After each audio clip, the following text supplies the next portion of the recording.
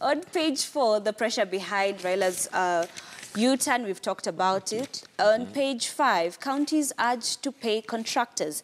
Kenya National Chambers of Commerce and Industry Chairman Kiprono Kitoni has appealed to counties to prioritize payment of contractors once the national government disperse funds. Now, this issue of delaying payments is very common in our counties.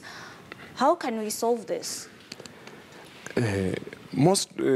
This shows how rotten our system is to some extent. Actually, these things are happening in particular counties where contractors are not being paid. Most of the country, contractors are being paid, but in some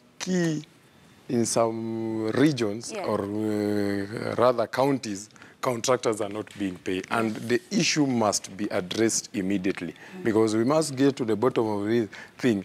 How? Because money was allocated. Money is in their account.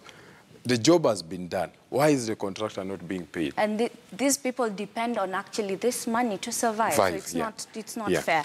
All right. And most of these contractors are fellow youths who are doing these jobs. So these counties need to pull up their socks. And immediately I can see here the chairman for commerce is issuing instructions that immediately the money is disbanded, let the contractors get paid.